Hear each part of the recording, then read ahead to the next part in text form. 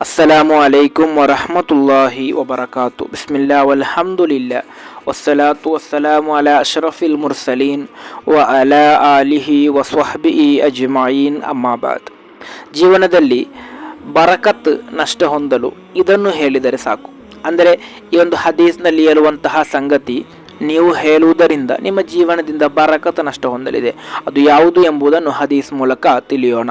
ಇಮಾಮ್ ಬುಖಾರಿ ರಲಿಯಲ್ಲಾಹು ಅನ್ಹುರವರು ವರದಿ ಮಾಡಿದಂತಹ ಹದೀಸ್, ಅಬಿ ಹುರೈರಾ ರಲಿಯಲ್ಲಾಹು ಅನ್ಹುರವರಿಂದ ನಿವೇದನೆ.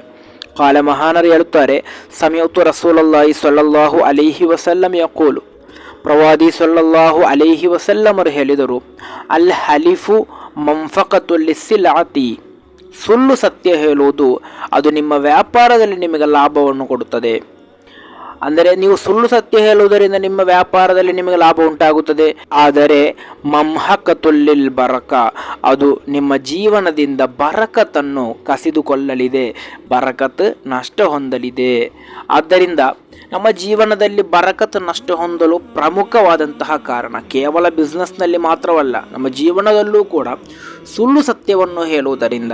ಅಂದರೆ ನಮ್ಮ ಜೀವನದಲ್ಲಿ ಯಾವುದಾದರೊಂದು ಸಂಗತಿ ಸಂಭವಿಸಿರಬಹುದು, ಅದು ತಪ್ಪಾಗಿರಬಹುದು, ಸಂಭವಿಸಬಾರದಿತ್ತು. ಅದರ ಕುರಿತು ನಮ್ಮೊಂದಿಗೆ ಯಾರಾದರೂ ಅದು ಯಾಕೆ ಸಂಭವಿಸಿತು, ನೀನು ಆ ರೀತಿ ಮಾಡಿದ್ದೀಯಾ ಎಂದು ಕೇಳುವಾಗ ನಾವು ಹಣೆ ಹಾಕಿಕೊಂಡು ನಾನು ಅದನ್ನು ಮಾಡಲೇ ಇಲ್ಲ ಎಂದು ಹೇಳಿ ಸುಳ್ಳು ಸಾಕ್ಷಿಗಳನ್ನು ನಾವು ಹೇಳ್ತೇವೆ, ಸುಳ್ಳು ಸತ್ಯವನ್ನು ನಾವು ಹೇಳ್ತೇವೆ. ಅದರಿಂದ ನಮ್ಮ ಜೀವನದಲ್ಲಿ ಬರಕತ್ ನಷ್ಟ ಹೊಂದಲಿದೆ. ಆದ್ದರಿಂದ ಯಾವತ್ತೂ ಕೂಡ ಈ ರೀತಿ ನಾವು ಹೇಳಬಾರದು. ಎಷ್ಟೇ ಕಷ್ಟ ಬಂದರೂ ಕೂಡ, ಜೀವನದಲ್ಲಿ ಯಾವುದೇ ನೋವು ಅನುಭವಿಸಬೇಕಾದರೂ ಕೂಡ ನಾವು ಸುಳ್ಳು ಸತ್ಯವನ್ನು ಹೇಳಿ ಸುಳ್ಳು ಸಾಕ್ಷಿಯನ್ನು ಮುಂದಿಟ್ಟು ಅದೇ ರೀತಿ ಸುಳ್ಳು ಹಣೆ ಹಾಕಿ ನಾವು ಮಾಡಿದಂತಹ ಪಾಪಗಳಿಂದ ರಕ್ಷೆ ಹೊಂದಲು ನೋಡಬಾರದು. ಅದರಿಂದ ನಮಗೆ ಸಂಭವಿಸುವುದು ಮಹಾ ನಷ್ಟವಾಗಿದೆ, ನಮ್ಮ ಜೀವನದಿಂದ ಬರಕತ್ತಾಗಿದೆ ನಷ್ಟ ಹೊಂದಲಿರುವುದು. ಅಲ್ಲಾಹ್ ನಮ್ಮೆಲ್ಲರ ಜೀವನದಲ್ಲಿ ಬರಕತ್ತನ್ನು ನೀಡಿ ಅನುಗ್ರಹಿಸಲಿ. ಅಸ್ಸಲಾಮು ಅಲೈಕುಂ ವರಹಮತುಲ್ಲಾಹಿ ವಬರಕಾತು.